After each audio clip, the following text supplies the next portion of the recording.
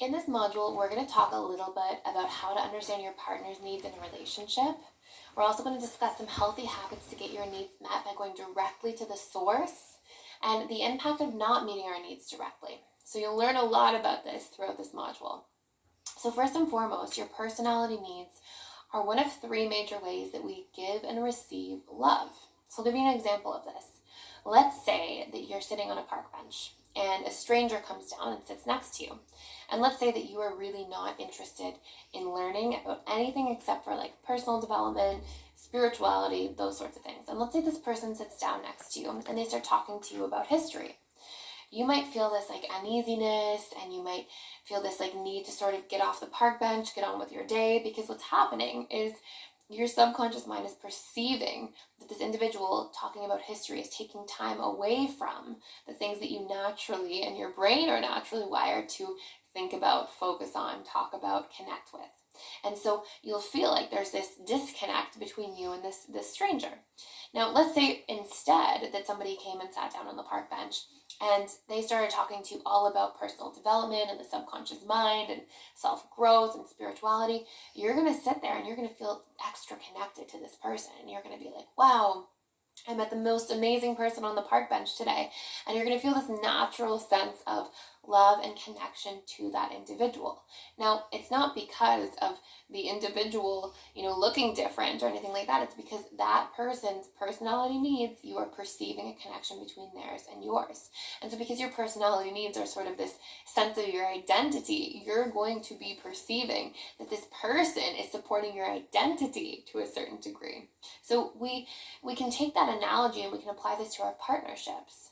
When we have a partner who's interested and intrigued by the same things and passionate about the same topics and wants to have the same discussions, we feel really connected in those areas. But when there's a disconnect, which oftentimes there is a difference in personality needs between partners, usually I see that partners in a relationship share like one or two core personality needs and then have two or three quite differing ones as that major structure of personality needs. What happens is we can often feel disconnected, or we can, without meaning to, not be asking for intentional support of our personality needs or giving support to theirs.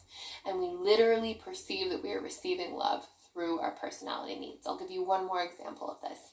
For a little while, before I understood this, and I was on my own personal development, personal growth journey, at Christmas time, I would be getting my mother books about personal growth, and I would be getting her tickets to seminars or workshops, and I thought like, oh, I'm giving her the best gifts because that was so much in my personality needs, and I was projecting those things onto her and assuming that because I love these things so much, she must love those things also. And to a certain degree, we have a great tendency as human beings to do this. We project our perception and our needs and our values and our beliefs onto others and even our attachment styles onto others. We assume that because I feel a certain way about one thing, this person must also feel a certain way about that same thing. So my mother, told me years later that she didn't really ever go to a lot of those workshops or seminars. She never read those books. And so here I was feeling like, oh my goodness, I thought I was giving her the most amazing gifts, but I was giving them from my needs. So I was giving her love through the filter of my own personality needs, which is not necessarily how somebody else is going to be receiving them. So it's really important in relationships with people that we really care about or are close to, that we are able to understand what their set of personality needs are and also to communicate what ours are. So we feel most connected to our partner as a general rule when our needs are being communicated, also through our love language. So without getting too far off topic of needs, I'm just going to go through the love languages for a short moment.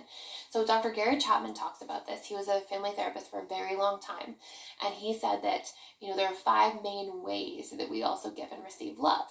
And he compared these love languages, which he titled them, as, two individuals trying to speak different languages. And I would say the same thing goes for our needs. So the 5 love languages are acts of service, quality time, physical touch, gifts, and words of affirmation. And so what I find is that this often is most impactful when both are happening at the same time, because we give and receive love through both our 5 love languages and our personality needs. So I'll give you some examples so you can sort of go through this and find where you take place in this spectrum of examples. So let's say, for example, that personal growth is a fundamental part of your personality needs. And let's say quality time is your love language. You're going to feel most connected to your partner when you are doing personal growth things together, like attending workshops or seminars together, because you've got that quality time, like the shared activities piece, and then you've also got the personal growth need that you're sharing. And obviously, if your partner has the same set of needs and a similar love language, then that's going to be really impactful for both of you. Let's say that you have a really strong personality need around career growth, or maybe even something like achievement as a personality need. And let's say words of affirmation is your love language. Well, you're going to feel really loved, really cared for, and really affirmed when your partner is noticing your accomplishments or achievements and validating them through words of affirmation. That's going to be really meaningful to you. Let's say health is a personality need, and let's say gifts is your love language. If your partner's buying you, supplements or tickets to a health expo or some health supplies in some form, that's going to be really deeply received. You might think in terms of physical touch, if family is a personality need and then physical touch is your love language, what your partner is going to want, if this is them or if this is you, is affection around family members. And it doesn't have to be like, PDA and making out, but it can be like, hand holding, and your partner will probably feel hurt if you are not affectionate when they're around family members, because they'll feel like that you're withholding love around other people that are very meaningful to them. Let's say wealth building or finance is a personality need, and then your love language is acts of service. If your partner sets up a saving plan for you, or checks over the investments that you already have and takes the time to do that act of service for you, that's going to be tremendously well received. So what I find as a general rule is that we feel most deeply connected to our partners when we have this bridge of these two things collectively, when we've got our personality needs supported and when our love languages are the ways that our personality needs are being supported through. And in the same token, if we are aware of our partner's personality needs and our partner's love language, and we can find a way to bridge those two things together and support them in that area, they will feel deeply connected. And these are two really powerful things that keep love and support and connection deeply alive in a romantic relationship. So in your workbook right now for a moment, I highly suggest you take the time, maybe hit pause, and just go and reflect on what yours are and what your partner's are.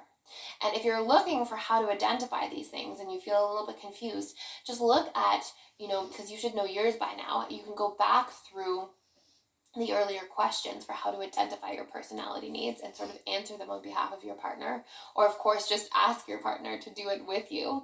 But you can also look, if your partner's not available at this moment or isn't present, look for how they communicate love to you. Because remember, just like I was giving all these personal growth things to my mother, we tend to give through our personality needs, and that will show you some patterns as well. So you're basically looking for the patterns, like what are the patterns through what acts of services they do for you? Are they always helping you with your business? Or are they always helping you to create a financial plan?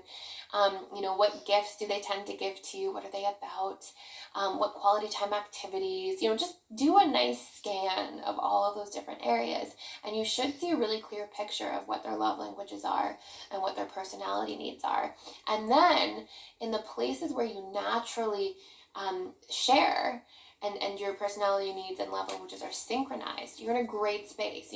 Keep feeding the time towards those activities. And in the places where they are different or opposing, you want to make conscious intentions to compromise. So, relationships are very much about giving and receiving. So you want to make these conscious intentions to, if it's for you, it's you and your partner sitting down and doing personal growth learning together, and that's quality time and the personality need of personal growth. And if for your partner, it's, acts of service and health, and then you might want to do something for them that's positively impacting their health, like make them a really healthy breakfast, those sorts of things. So all of these pieces together you want to make sure that you're also communicating. If we just have this in our mind and we're just doing this ourselves, eventually we'll perceive that there's an imbalance in the relationship, because we'll be giving all these things in our partner's personality needs and love language. So you also want to make sure that you're reinforcing this exercise by expressing yours, and even expressing the why behind it and what you're learning about this. So you can just ask them as well what their personality needs are, and you can use the sheet in your workbook. Other little pieces you can naturally refer to look for patterns are, again, just things like what they're spending their money on, what they naturally speak about or take action towards, and what's triggering them and why. So it's a very valuable conversation to have, to ask your partner what their expectations are in a relationship, what their needs are, and to check in regularly between the two of you, to have a weekly conversation that says, hey, are your needs being met? Are your love languages being supported? And to bring these things to the conscious surface of your relationship dynamic so that these things are always being supported collectively.